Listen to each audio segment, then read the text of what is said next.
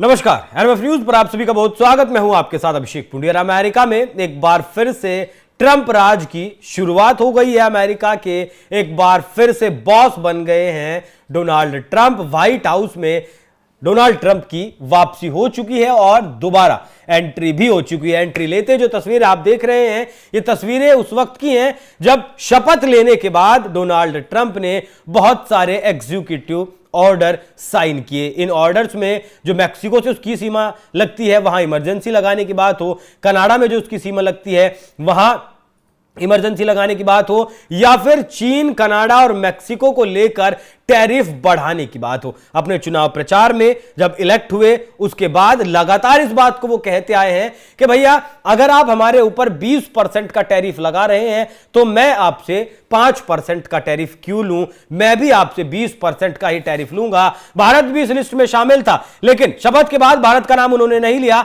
लेकिन चीन, मैक्सिको और कनाडा का नाम उन्होंने जरूर लिया कि भैया तुम हमसे पैसा कमाओ, हम तुमसे कम पैसा कमाएं। ऐसा आखिर कैसे चल सकता है, जिसका असर भारत के बाजार पर भी दिखा। जैसे ही ट्रंप ने यह धमकी चीन, कनाडा को दी, मैक्सिको को दी, तुरंत इसका असर भारत के बाजार पर दिखा और ये सब कुछ दिखा टैरिफ बढ़ाने की बात से। इससे पहले आपको बता दें कि ट्रंप की जो ओथ हुई थी उससे पहले इंडियन स्टॉक मार्केट ने तेजी के साथ कारोबार की शुरुआत की थी। सेंसेक्स करीब 200 अंकों की बढ़त के साथ खुला था, लेकिन कुछ ही मिनटों में यह तेजी गिरावट में बदल गई। इसके बाद देखते ही देखते बीएसई सेंसेक्स 834 अंक तक फिसलकर 76,137 पर पहुंच गया और बीएसई निफ्टी भी फिसल गया और वो भी 200 से ज्यादा अंकों की गिरावट के साथ बंद हुआ। तीन बड़े कारण है। पहला कारण है टैरिफ का डर।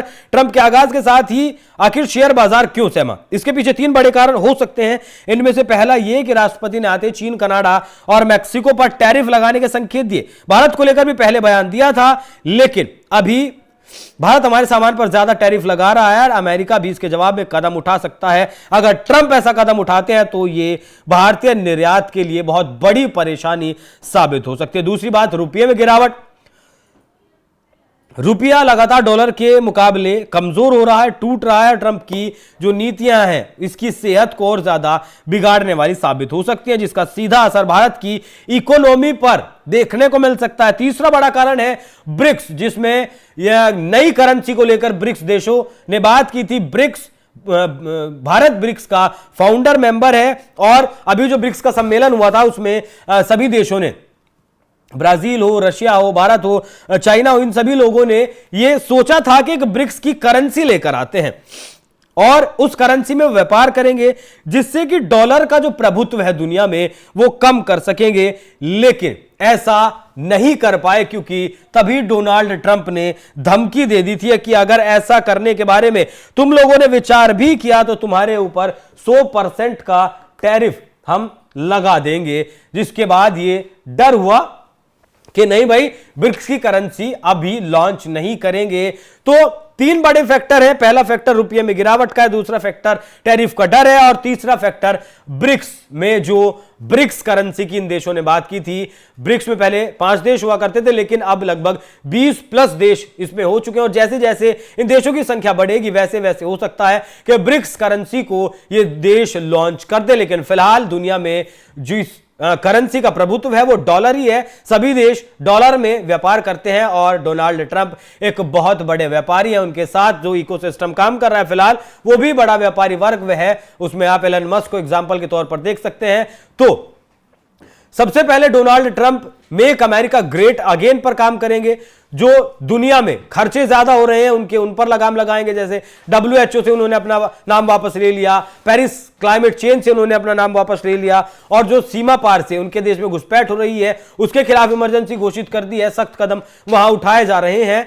तो इस सब का चीन की अगर बात करें तो चीन में मामला टिकटॉक को लेकर है। अमेरिका चाहता है कि उसका जो टिकटॉक का जो कारोबार अमेरिका में उसे वो खरीद ले। बहुत मोटा व्यापार है और जिससे कि अभी ट्विटर एलन मस्क ने खरीदा, यूट्यूब आपका अमेरिका से चलता है, फेसबुक आपका अमेरिका से चलता है, और टिकटॉक भी अगर अमेरिका खरीद लेगा तो दुनिया में जो नैरेटिव बिल्डअप का काम है, दुनिया में अगर कहीं से नैरेटिव निकलता है, अमेरिका से निकलता है, और उसे मजबूत करने का काम भी अमेरिका ही करता है। और अगर टिकटॉक उसे मिल जाएगा, टिकटॉक को वो खरीद लेगा, अमेरिका के टिकटॉक को, तो वो जो नैरेटिव दुनिया में चलाना चाहता है वो नैरेटिव और ज्यादा बिल्डअप करने में वो कामयाब रहेगा।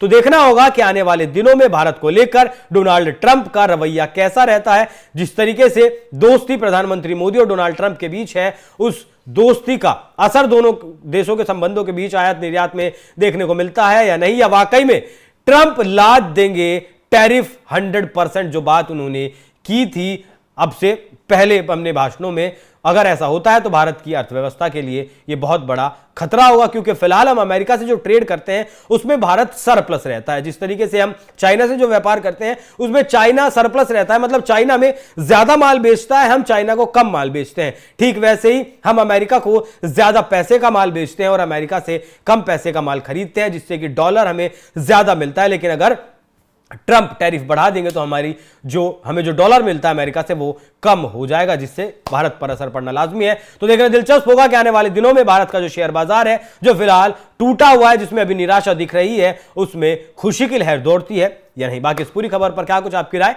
कमेंट कर में जरूर बताएं। धन्यवाद।